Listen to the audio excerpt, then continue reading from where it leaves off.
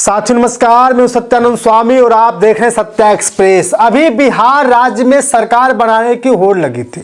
कोई अपने पार्टी को जिता रहा था तो कोई अपने पार्टी को जिता रहा था। कुछ तो निर्दलीय प्रत्याशी भी चुनाव में खड़े हो चुके थे। भले हमें किसी पार्टी से चुनाव लड़ने का मौका मिले या न मिले, भैया निर्दलीय ही विधायक बन जाएंगे। आप सबने देखा, हर कोई विधायक बनना चाहता था, हर कोई लोगों का मसीहा बनना चाहता था, हर कोई अपने गांव का विकास चाहता था।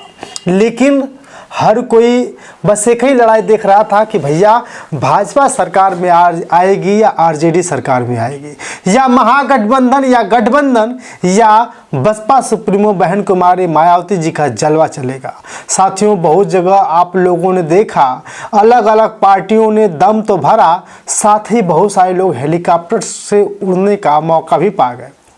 देश के सुपरस्टार कलाकार, भोजपुरी सुपरस्टार गायक कलाकार, फिल्मी दुनिया के आजमगढ़ के पूर्व सांसद दिनेश लाल निरहुआ को आप लोगों ने देखा होगा। जहां कभी उनको चरचक्के में जाने का सौभाग्य नहीं हुआ करता था, लेकिन आज वो हेलीकॉप्टर से उड़ उड़ करके हर जगह जा करके रैली की।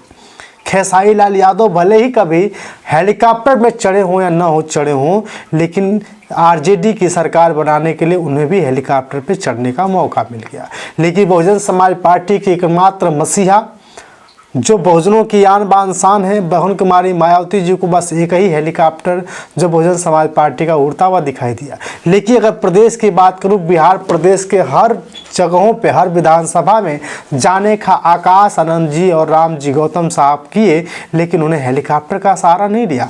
उन्हें पता है कि अगर समाज को दिखाना है, समाज के अंदर जगह बनाना है, तो कुछ अलग करना पड़ेगा। क्योंकि हेलीकॉप्टर से उड़ के क्या हम आसमानी चीज़ें देख पाएंगे? हकीकत तो तब दिखेगा जब हम रोड बाय रोड जाएंगे। साथियों, आप सभी ने देखा, लेकिन अब पूरे देश को हिंदू राष्ट्र बनाने की होड़ लग गई है। एक बागेश्वर बाबा है, बागेश्वर वाले धीरेन्द्र शास्त्री, जब मुसीबत आती है तो हकीकत में पर्चा नहीं निकाल पाते, लेकिन किसी के ज़िंदगी का पर्चा जरूर निकाल दे रहे हैं। अभी उन्हें खुद नहीं पता है कि हिंदू राष्ट्र कब बन पाएगा, लेकिन वो हिंदू राष्ट्र बनाने की मुहिम चला चुके हैं। साथियों, आइए हम हिंदू राष्ट्र की कुछ ऐसी बातों पे बात करेंगे। उससे पहले आपको बता दूं कि बिहार में कुछ महिलाएं भाजपा को कहां से कहां रखती हैं। कुछ लोग जो किस किस सरकार बनाने के लिए आमदा रहते।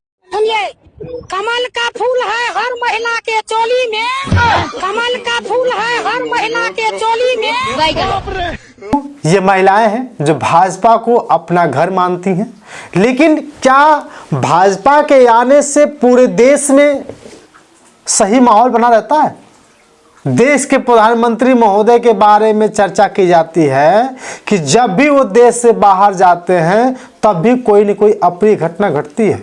दिल्ली के लाल किला के पास जो I-20 कार ब्लास्ट हुई थी, वो ब्लास्ट होने से पहले ही खबर आई कि देश के प्रधानमंत्री महोदय भूटान की तरफ रवाना हो गए। और सवाल तो खड़ा हुआ, लेकिन सबसे बड़ा सवाल तब खड़ा हुआ था जब गुजरात के देश के प्रधानमंत्री महोदय नरेंद्र मोदी जी मुख्यमंत्री हुआ करते थे। वो कहते थे कि आतंकवाद का सफाई ये लोग नहीं कर पा रहे हैं, आतंकवाद को जड़ से ऐसे नहीं समाप्त किया जा सकता। लेकिन भैया, देश के प्रधानमंत्री रहते हुए कई बार इसी देश में अटैक हो गया। पहलगाम अटैक हो गया, पुलवामा अटैक हो गया, कई ऐसे अटैक्स देखे गए, सुने गए। लेकिन क्या कभी देश के प्रधानमंत्री महोदय ने इस पर सही से निष्कर्ष निकाला? ये जो आतंकवादी है, ये नक्सलवादी है, उनके पास शस्त्र और बारूद कहां से आता है? वो तो विदेश की धरती से आता है। और सीमाएं संपूर्ण रूप से आपके कब्जे में है, सीमा सुरक्षा बल आपके कब्जे में है। जो आपके कब्जे में है उसको तो संभालो, और जो विदेश से बारूद आता है, शस्त्र आते हैं, आतंकवादियों के पास पहुंच जाते हैं, उसको तो रोको। जवाब नहीं है। मैंने उनको दूसरा सवाल पूछा, हमने कहा आतंकवादियों के पास धन आता है, हवाले से आता है, पूरा मनी ट्रांजैक्शन का कारोबार भारत सरकार के कब्जे में है, आरबीआई के अंडर में है, बैंकों के माध्यम से होता है। क्या प्रधानमंत्री आप इतनी निगरानी नहीं रख सकते कि ये जो धन विदेश से आकर के आतंकवादियों के पास जाता है आपके हाथ में है, राज्य उसमें कहीं बीच में नहीं आते, आप उसको क्यों नहीं रोकते हैं, क्यों नहीं पकड़ पाते हो? आप उसके लिए क्या करना चाहते हो? मैंने तीसरा सवाल उनको पूछा, कि विदेशों से घुसपैठ जी आते हैं, घुसपैठ जी आतंकवादियों के रूप में आते हैं, आतंकवादी घटनाएं करते हैं, भाग जाते हैं। प्रधानमंत्री जी आप मुझे बताइए, सीमाएं आपके हाथ में है, कोस्टल सिक्योरिटी आपके हाथ में है, बीएसएफ सेना सब आपके हाथ में है, नेवी आपके हाथ में है, कि विदेश से घुसपैठ के कैसे घुस जाते हैं, आतंकवादी विदेशों से यहां कैसे घुस जाते हैं। आप जवाब दीजिए, व्यवस्था आपके पास। बस ईंट का जवाब पत्थर से देने की धमकी कर देते हैं, कहते हैं हम पाकिस्तान को नस्ता नाबूद कर देंगे। भैया नस्ता नाबूद करो या न करो ये तो हम नहीं जानते, लेकिन देश के प्रधानमंत्री के धज्जियां उड़ाने में नेहा सिंह राठौर कभी भी पीछे नहीं रहती। जान गया सारा जमाना तेरी ठगी का कारनामा। साहेब साहेब साहेब मेरे साहेब तुझे नटवर लाल बुलाऊंगी, तू है फेंकू बताऊंगी, तेरे वादे गिनाऊंगी, तेरे जुमले बताऊंगी। अलग अलग चीजें हैं, अलग अलग बातें हैं। देश के प्रधानमंत्री महोदय कुछ भी करें, भूटान जाएं या नेपाल जाएं या ऑस्ट्रेलिया या अमेरिका जाएं, अब लगता है कि इनके हाथों से देश निकल रहा है। अब कुछ लोग जो साधु संत के भेष में इस देश को हिंदू राष्ट्र बनाना चाहते हैं। आप पहले ये बताइए कि कितने लोग देश को हिंदू राष्ट्र बनते हुए देखना चाहते हैं। मनोज तिवारी कहते हैं ये देश हिंदू राष्ट्र है, बनना चाहिए। और जो रघुराज प्रताप उर्फ राजा भैया है वो भी कहते हैं कि जाति पात की करो विदाई, सब है भाई भाई। उन सब भेदभावों को मिटाते हुए जाति पात की करो विदाई, हम सब हिंदू भाई भाई, इस नारे के साथ शास्त्र के साथ शस्त्र को भी धारण करते हुए। तो एक बात बताइए कि अपने आप को रघुराज प्रताप सिंह लिखते हैं, जाति पात की करो विदाई और सब है भाई भाई। तो भैया जाति पात की विदाई तभी हो सकती है जब अपने आप को नीच लोगों के साथ, मैं नीच इसलिए बात कह रहा हूँ क्योंकि अक्सर यही लोग नीच कहते हैं, जब छोटे समाज के लोगों के साथ, जो सबसे गरीब समाज के साथ जब उठकर बैठकर साथ खेलकर रहकर जब जीवन यापन करने लगे, तब इसको जाति पात की गौरव विदाई का सामना आ सकता है। एक व्यक्ति है जो खुलेआम जाति पात के नाम पर बागेश्वर धाम का, बागेश्वर वाले बाबा का विरोध करता है। वो कह रहा है कि कुशवाहा समाज का एक व्यक्ति की हत्या हो जाती है, क्या उसकी तरफ से ये गवाही करेंगे? नारा लगा रहे जात पात की करो विदाई, हिंदू हिंदू भाई भाई। आपको याद है? हाँ हमें याद है, हमने भी नारा लगाया, मनुवाद की करो विदाई, SC ST OBC भाई भाई, या मनुवाद की करो विदाई, संविधानवादी भाई भाई, क्योंकि सामान्य वर्ग में भी संविधानवादी लोग हैं। तो हम भी ये कह रहे हैं कि अगर धीरेन्द्र वास्तव में जातों में भेद नहीं जानते तो जो कुशवा लड़का को दमोह में पानी धोके पिवाओगा, एक पंडित जी के पैर धोके पिवाए गए, बाकी इसमें गवाह बन जाए हमारी तरफ से, कुशवा लड़का की तरफ से, चलो बन जाओ, अबे एडिशनल शामिल हो जाओ, तो हम मानिए कि तुम्हें कौन जाति को भेदभाव तुम्हारे मन में नहीं है। साथियों, आए दिन हिंदू राष्ट्र की मुहिम चलाई जा रही है, आए दिन हिंदू राष्ट्र की बात की जा रही है। अगर हिंदू राष्ट्र बनाना है तो सबसे पहले सभी जातियों को एक करो, सबको समान अधिकार दो। कोई पंडित का पुजारी बनेगा और कोई बनेगा वहाँ का पूजा करने वाला, घास छीनने वाला। अगर जिस दिन मंदिरों में पुजारी दलित बन जाएंगे, जिस दिन मुसहर बन जाएंगे, जिस दिन राजभर यादव मंदिर के पुजारी बन जाएंगे, उस दिन मुझे लगता है कि सब एक साथ हो सकता है। क्योंकि यहाँ तो सबको जब फॉर्म अप्लाई करना होता है तो लिखना पड़ता है कि आपकी राष्ट्रीयता क्या है। आप लिखते हैं इंडियन, आपका धर्म क्या है, आप लिखते हैं हिंदू, लेकिन जब जाति की बात आती है तो कोई लिखता है चमार, बांसफोर, डोम और अलग अलग चीज़ें। साथियों, मैं इस बात को इसलिए स्पष्ट करना चाहता हूं कि जिस हिंदू राष्ट्र को बनाने के लिए पूरे देश में बागेश्वर वाले धीरेन्द्र शास्त्री मुहिम चला रहे हैं, सड़क पर चल रहे हैं, ऐसा लग रहा है कि मानो उनके पीछे लाखों की संख्या में लोग इकट्ठा हो रहे हैं। एक तरफ हिंदू राष्ट्र बनाने की बात कर रहे हैं, दूसरी तरफ जिस तरह से चंद्रशेखर आज़ाद कह रहे हैं कि मैं इस देश को बहुजन राष्ट्र बनाना चाहता हूँ, क्या जिस तरह से हिंदू राष्ट्र बनाने के लिए बागेश्वर वाले धीरेन्द्र शास्त्री को सिक्योरिटी दी जा रही है, सुरक्षा दी जा रही है, क्या मुझे भी मिलेगी? सवाल खड़ा कर दिया। तो यानी कि वो कोई बाबा नहीं, हिंदू राष्ट्र का नाम लेके कोई यात्रा निकले वो राष्ट्र प्रेम। लेकिन अगर कल मुस्लिम समाज के लोग इस्लामिक राष्ट्र बनाने के लिए यात्रा करने लगे, बहुजन राष्ट्र बनाने के लिए यात्रा निकालू, तो क्या सरकार मुझको उतनी सुविधाएं देगी जितनी उनको दे रही है? अब मुस्लिमों को देश से भगाने की तैयारी है, बौद्धों को देश से भगाने की तैयारी है, जैन धर्मों को भगाने की तैयारी है, और सच कहें तो जो गरीब तबके के लोग हैं उन सभी को देश से भगाने की तैयारी है। सब लोग मुहिम चला रहे हैं भाई।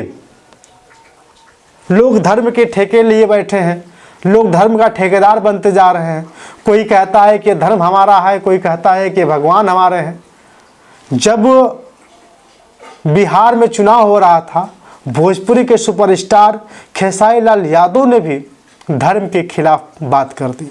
उसने कहा कि मंदिरों में जाने से ही सारा काम पूरा हो सकता है, अगर माँ सरस्वती की पूजा करने से ही सारा काम हो सकता है तो पढ़ाई लिखाई क्यों करें, कोर्ट कचहरी क्यों जाए, माँ के सामने मंदिर में जाकर ही मत्था टेक लें। सांप मंदिर में होता तो न्यायालय नहीं होता, और विद्या अगर सरस्वती में होती तो विद्यालय नहीं होता। तो ये इतने सारे विद्यालय बनाने की क्या जरूरत है? हम कम से कम 50 मंदिर सरस्वती का ही बना देते। अगर न्यायालय इतने सारे लोगों को फांसी की सजा होती है, या लोगों को चोरी के केस में होती है, या मर्डर की केस होती है, तो भगवान पे छोड़ दो ना, फिर मंदिर में लेके चले जाओ उनको। बात वहां नहीं है। तो इसीलिए कहते हैं ना कि धर्म के खिलाफ जाओगे तो बुरा असर पड़ेगा और सब लोग आपके पीछे पड़ जाएंगे। और आपने देखा होगा खेसारी लाल यादव के पीछे सभी लोग पड़ गए थे। लेकिन वहीं जब बहुजन समाज पार्टी की मुखिया हिंदू राष्ट्र के लेकर के जब खुलासा करती हैं, वो कहती हैं कि जिस दिन हिंदू राष्ट्र बन जाएगा उस दिन संविधान का असर खत्म हो जाएगा। उसके सोच के मुताबिक चलकर इस पूरे मुल्क को, पूरे देश को हिंदू राष्ट्र बना देती है।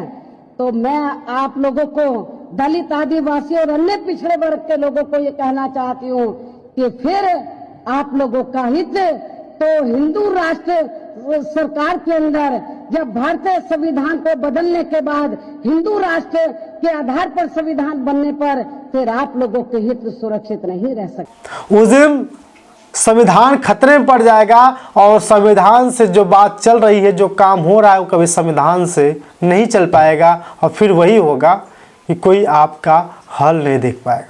साथियों, सच तो बता दें कि हिंदू राष्ट्र बनाने नहीं, बल्कि जैसे बाबर, हुमायूं, अंग्रेज इस देश पे राजा बनकर शासक बनना चाहते थे, देश को अपने कब्जे में करना चाहते थे, ठीक उसी तरह ये ब्राह्मण, ये सनातन धर्म के समुदाय को मानने वाले लोग इस देश पे कब्जा करना चाहते हैं। क्योंकि आप तो देख रहे हैं ना, अगर हिंदू राष्ट्र की बात की जाती, अगर हिंदू राष्ट्र बनाने की बात की जाती तो लोग यहाँ भेदभाव क्यों करते?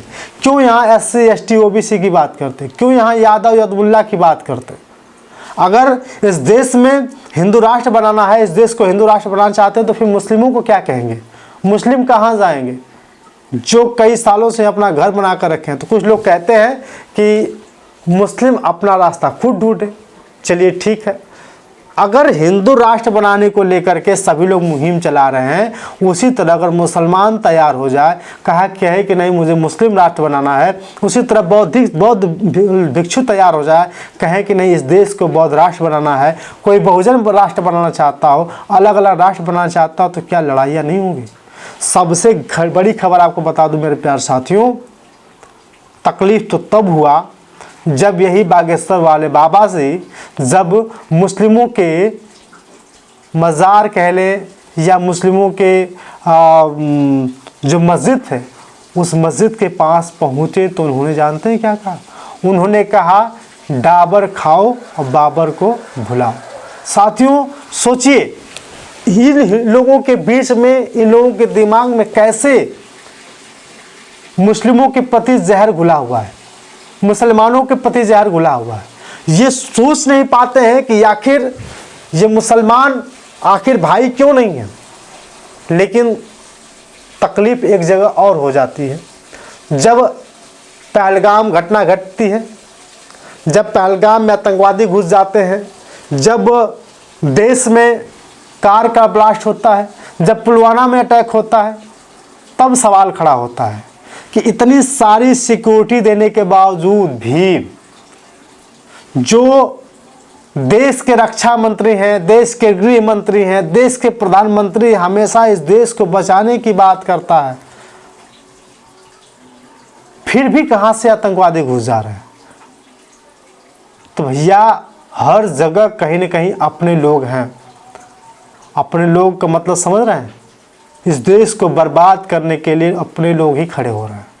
इसलिए सबसे पहले अपने देश के अंदर पनप रहे आतंकवाद को खत्म करना होगा। इसलिए लोग पाकिस्तान पे तुरंत टूट के बोल देते हैं, लेकिन सबसे पहले इस देश के अंदर जो गलत हैं, जो धर्म विरोधी हैं, देश विरोधी हैं, उनके ऊपर FIR होना चाहिए, उनको पकड़ना चाहिए। जबकि हरियाणा पुलिस ने कहा था कि हमने चुन चुन करके उन जगहों पे छापामारी की जहां RDX बनाए जा रहे थे। साथियों, जब दिल्ली के लाल किला के ठीक पास में जब I-20 का ब्लास्ट हुई तो उसमें भी 4 लोग मौजूद थे, जिसमें बताया जा रहा है कि वो सारे लोग भी मुसलमान थे। दिल्ली का लाल किला उड़ाने की तैयारी थी या देश में दहशत फैलाने की तैयारी थी। देश के गृह मंत्री उस समय बिहार का चुनाव का जायजा कर रहे थे, मीटिंग कर रहे थे।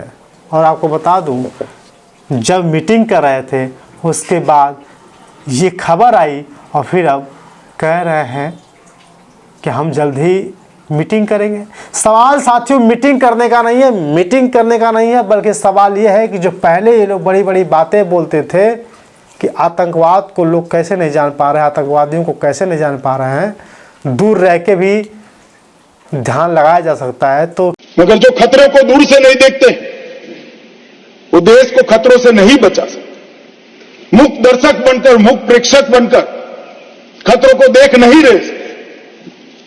जिनके हाथ में शासन की कमान होती है, इनकी जिम्मेदारी होती है खतरों को दूर से देखकर उसको उगने से पहले, उठने से पहले समाप्त कर दें। क्या ये लोग सही कर रहे हैं? साथियों, बड़ी बड़ी बातें हैं, बड़ी अद्भुत बातें हैं, लेकिन उत्तर प्रदेश के पूर्व मुख्यमंत्री बहन कुमारी मायावती जी खुलेआम हिंदू राष्ट्र का विरोध कर रही हैं। आप भी कमेंट करके बताइए कि आप